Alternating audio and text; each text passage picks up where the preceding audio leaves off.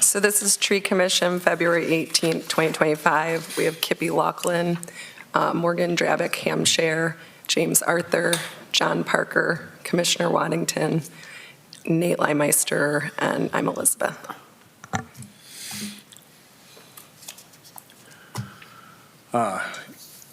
Call the meeting to order.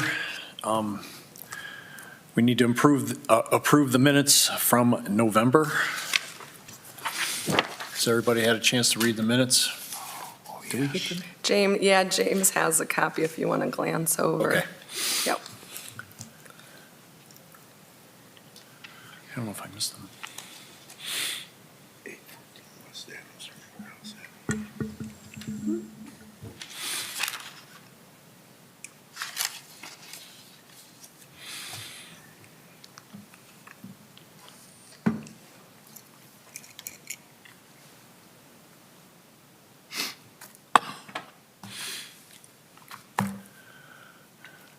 Oh, see, need to approve the minutes? I wasn't there. I've read them out. I'll make a motion to approve. Make the motion to approve the minutes. I second. So moved. Next, tree stats and operations. Nate? I'm going to do the report for 2024.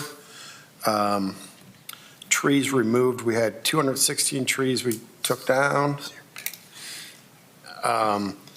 So 2025, the goal is that we're less than 200. We'd like to get that number below 150. Stumps removed, the same number, 216. Trees trimmed, we have a total of 754 trees that we trimmed. 440 were the young tree training, 90 complete trims, 224 limb ups. Inspections, we had 350 inspections of trees. Storm cleanup, there was 100 maintenance tables that we had on the storm cleanup. Tree plantings, we had 190 new tree plantings. With the tree planting, tree watering, we had 3,600 maintenance tables on times where forestry crew went out and watered trees. It was a really dry season, so hopefully Mother Nature helps a little bit more next season, because forestry will have over 300 trees that will be on the watering list to start the season. Tree fertilization, we had 700 trees we fertilized. It's a combination of some of the young trees to help them recover from transplant shock, mature trees, some that are stressed or have other issues. It's a newer program. We're still working out how to do it best. So overall, it was a pretty busy year. This winter, it's kind of started slow for the tree work. It's been cold and snowy, so hopefully spring will be a little better. Sounds good. Any discussion? Have you guys been doing a lot of cleanup with all the ice? Fallen limbs? So not a lot of fallen limbs from the ice. We only had one or two.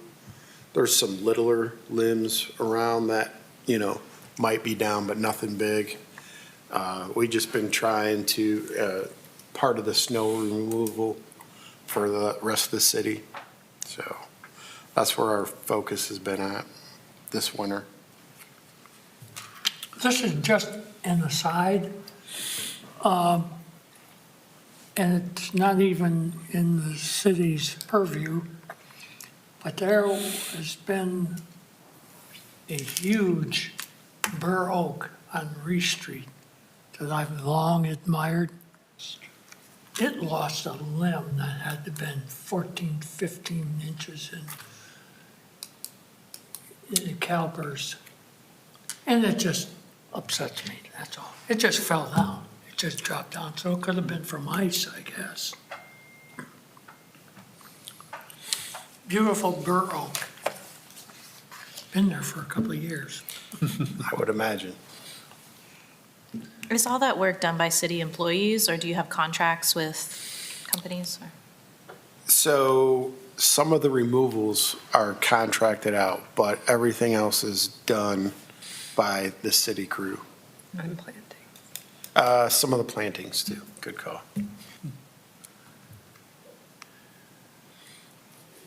Do you do that just on a case-by-case basis, or do you have some, So the removals are all inspected by staff, and we determine if they need removed. The trims and the removals, a lot of times Elizabeth or Samantha will get a call, but a lot of the young tree training, we don't get calls on. We just kind of got a program set up where we do them. And then the tree plantings, we do request, like where the tree was removed, if the homeowner requested it, or if they requested for another reason. But that's kind of how we determine where we're doing and what we're right, doing. and whether or not you use an outside contractor? So to determine if we're going to use the outside contractor, usually it's if it's a hazardous tree or if there's power lines or our equipment can't handle, that would be the reason why we use an outside contractor.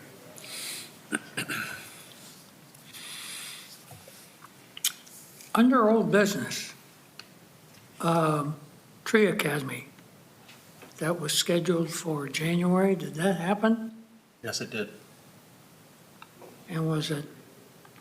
It was enlightening? January 7th and 8th. It took place at the pavilion. It was very basic, this course. I guess there's one in May that'll be a little bit more extensive, but I learned a little bit. Well, it was Stephanie did that, freshmen. right? Yes, it was freshmen, so the one in May will be sophomore. So each course offers, different kind of sections of coverage. A good bit, to be Yeah. honest. So it was worthwhile. Sure, yeah, I mean, I know I always about thought tree so. collars and all kinds of stuff now I didn't know about before, How many attended?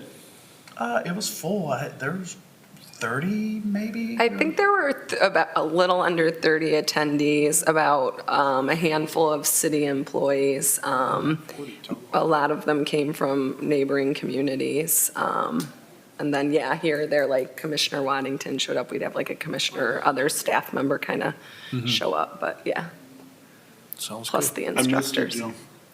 What's that? I told Jim I missed him. Yeah, I'm a graduate. yeah, you could have gotten a Well, refresher. we got our certificate in Avon, didn't we? We went up to Avon? I think so. Is that yeah. when we got our graduation certificate? Yeah. Well, I'm a sophomore now, so. Pass the exam.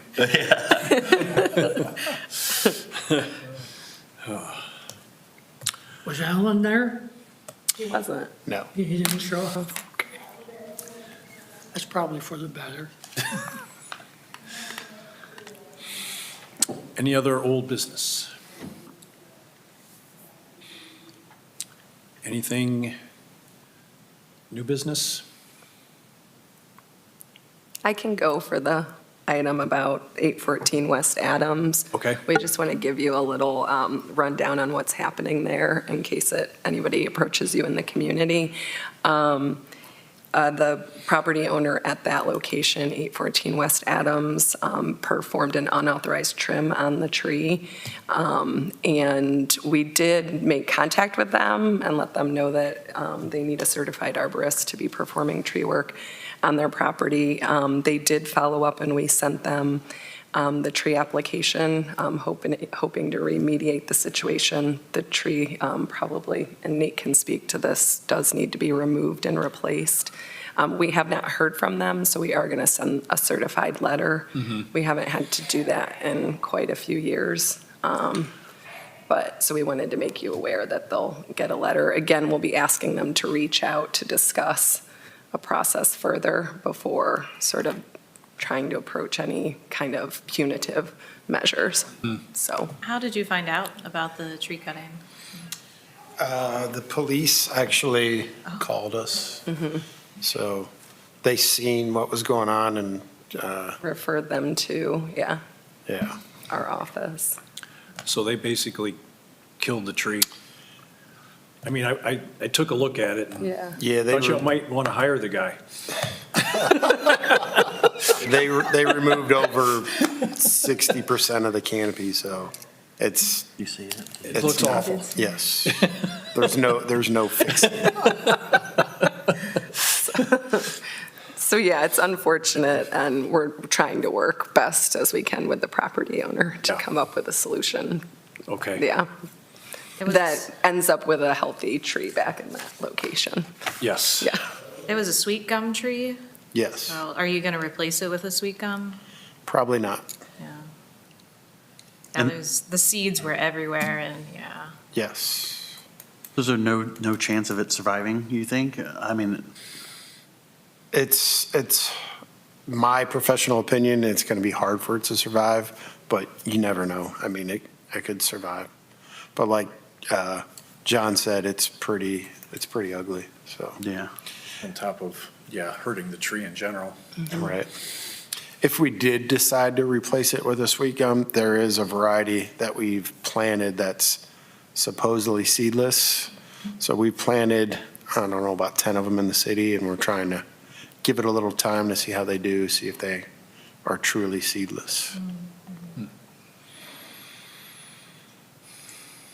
So are you planning to cut it down then this year, or would that be one of the actions? I guess? So yeah, we're trying to be in contact with them. It's not hazardous right now, so we can let it. It's ugly, but we can, until we figure out how we're going to go forward, we're waiting to take it down. Will you go in and trim off the ugly branches or leave it as is? We're going to leave it as is. All right. We don't want to put time and effort into it. For a losing cause here? Right. So, Okay. So that's why we're moving kind of quickly to try to make contact, because the longer it's out there, the more likely you are to potentially inspire others to think that that's the proper way to, Way to do things. yeah, Right. yeah. It seemed pretty close to the sidewalk as well. Will the new tree be further away from the sidewalk? yeah, all the trees that we plant or have planted, we try to, center them in the boulevard and keep them away from utilities, sidewalks, fire hydrants, telephone poles. So, Is that part of the training that you do to keep it from going this way or that way? I'm not 100% sure how you get it to stay centered sometimes. so like during the tree planting, we'll put it in the center of the boulevard. What Morgan was asking was how close it was planted next to the sidewalk. So young tree training, that isn't going to correct that. If it's planted in the wrong spot, it's Sure. in the wrong spot. I know I asked this in the past. Warren Street, Meigs, I go down that way a lot, when I come downtown. And all them younger trees, with all this brine and salt, we've used a ton of it this year. I know I'd asked earlier, I think at our last meeting about that, that's got to get into the root system, right? I mean, So yes, we've got a so lot of snow. I mean, we laid down a ton of salt this year in Sandusky. what we try to do on the more traveled roads like Tiffin and Columbus and Hayes, the busier ones that get a lot more salt put on them, we try to pick a species that's more tolerant of the urban salt, of the salt that we put down. So on, where did you ask, Meg's there? Meg's M. Warren Street, and then coming over the overpass, all them new ones that we planted there when you come down, go to Cleveland Road. Those are the. Okay, yeah, those are the ginkgo. They're pretty tolerant of urban salt. And then the hornbeams on Meg's are also tolerant. I'm not going to say they're, not going to be affected by it, but they're more tolerant than other species. Because by far, I think this is the most solid brine we've used in years. We haven't Long had a bad time, winter in yep. a long time. After we planted all them trees, I just want to. Yeah, don't Thank want to you. lose them. The sweet gum is a good snack for some animals. I've fed that to horses before and things like that. Have you thought about when you do cut down the sweet gum, maybe you can donate the branches, the leaves to someone that owns animals, or maybe the homeowner knows someone with animals? No, I haven't thought of that. A lot of the times, like when we're doing a removal, we want to get out of there pretty quick. We don't want to have that extra expense of hauling branches away. It can be a lot easier to chip the branches up and, put them in the truck that way, so. What do you do with all the chippings and whatnot from the trees that you remove?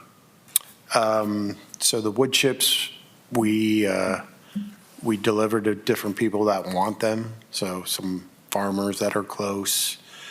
We use them in our tree plantings. We'll use the wood chips, kind of recycle them and use them, put them around the tree when we plant them. And Yeah, residents can request wood chips, but it comes in bulk, and it's wood chips. It's not like finely shredded mulch, so it's kind of to keep that in mind. right, yeah, it comes by the dump truck load, so.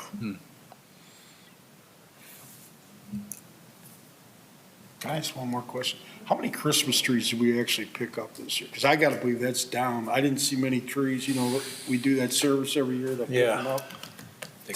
Did I write down a number? Any rough idea, like 200, 500? I wouldn't know. I, definitely not 500. It was probably between 250 and 400, somewhere in there. Probably about 250, closer to that number. Do those get chopped up too? Or- So this year they did, we chipped them up and just put them in our mulch pile. Years past, we've taken them to different places, or different places actually. Well, we had a set place at Conservation Club that would come pick them all up, and so it was a rather simple, low-capacity arrangement on the city's part, and they canceled this year and moving forward. So if you know of an organization that would be interested in coming and collecting the trees, that's something we have the capacity to provide. But beyond like delivering them like throughout the community is not something we necessarily have time to arrange. Right. And Yeah, I know that some people can sink them, and then that can be used for fish habitat, Yeah. so I don't know if Yeah. ODNR is yeah, interested in those. we reached out to Bree Holman, and she said that she didn't know of any area kind of projects going on. Yeah, maybe ODNR, I guess, or like East Harbor State Park, they Yeah. might want that. Yeah, if they want to reach out to us, we're here. Wasn't Back to the Wild involved in that program a couple of years ago? Not since I've been here, but possibly. Okay. I think our thinking was that they wouldn't need, like, the Conservation Club took them all, so it was kind of like we pile them up and they take them.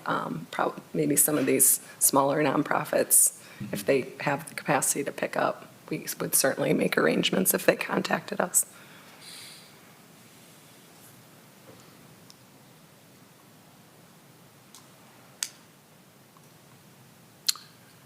Any other new business or discussion?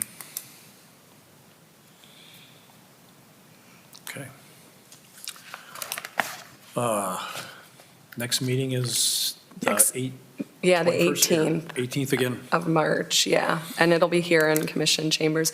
We're thinking of having some meetings at the Service Center. That conference room is actually going to open back up because the courts have moved Okay. to the Justice Center, but everything's still kind of in flux at this point, so at least for next month, we'll be here again. Here. Yeah. Okay, yep.